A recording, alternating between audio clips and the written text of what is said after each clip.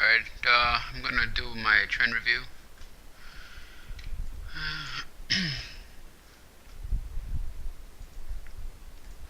So basically, you had price coming down.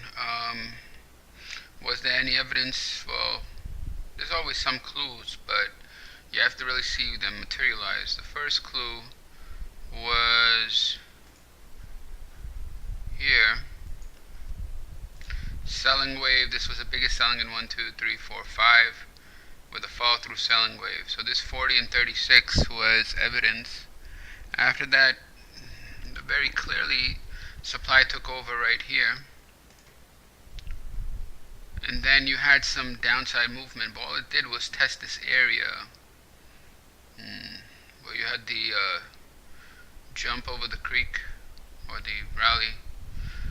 So it went there, but then what do you see? Like at that point, when it went to these levels, which is very important to know what these levels are, because markets have a tendency to test them. So you had price come to these levels in a corrective or counter trend. You know, can't find the arrow. Whatever. So it did that, and then you have your sign of strengths. Now the key here is you have 47 up and then 59 up. That's telling you something. Alright, because these are the biggest buying waves in multiple buying waves. Are the biggest ones, and they're coming from an important level, meaning a level where the uptrend was not tested. This area was not tested.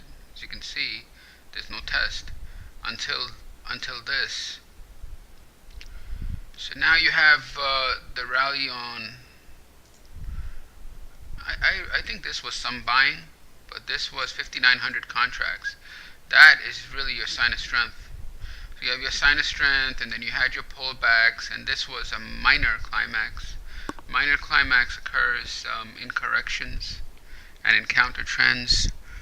It's actually a concept that comes from the Wyckoff course. It's in I think it's in the first study. And the idea is that even corrections can end on a climax, and it's just a matter of understanding. If I went to a lower time frame, that this would look like a much bigger, more action. It's not your typical selling climax or your buying climax, but the minor climax. Anyway, then price moves to the side.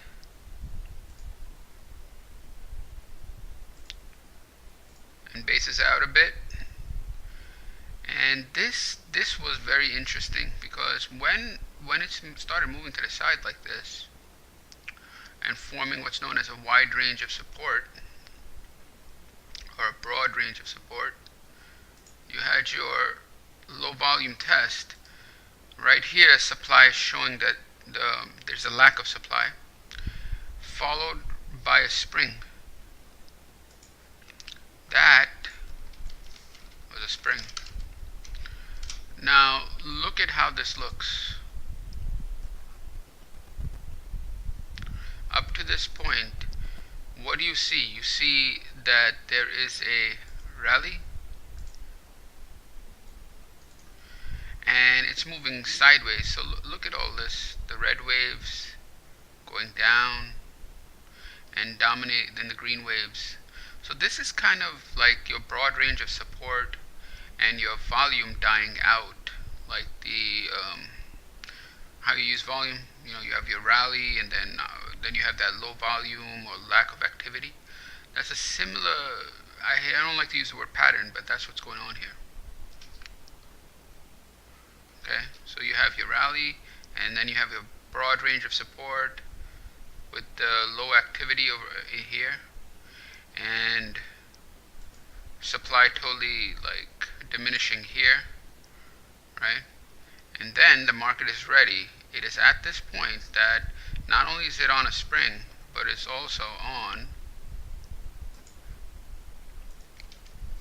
springboard, which is what Wyckoff said was the best setup because as activity dies down, it is ready to initiate from the accumulation phase into the markup phase. And then you have this rally here,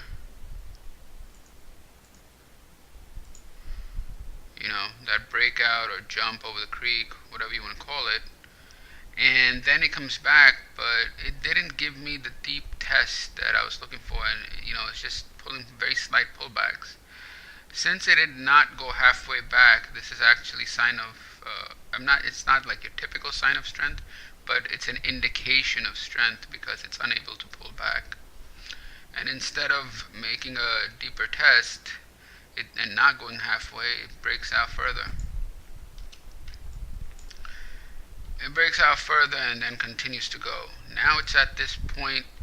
We'll see what happens later in the day, but I think that this is going to pull back. I'm not really sure yet, but it is a hypothesis. I want to see what happens here. There is quite a lot of volume here. See this?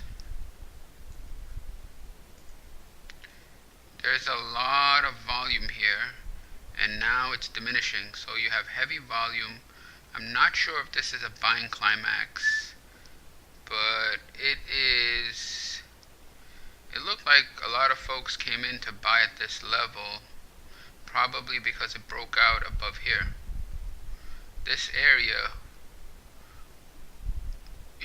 this wave took that area out. So that's why it's significantly high volume. So you have breakout buyers, you have people who had established shorts, their stops get run. So there's a lot of things occur. It may even look like an upthrust it may even look like it's in an upthrust position on certain charts and certain tick or time frames.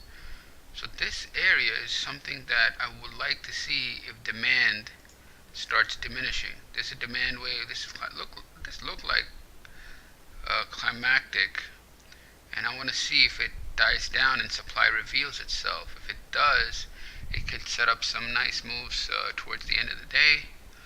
If that happens, I'm in, but if it doesn't, it doesn't. What are you gonna do?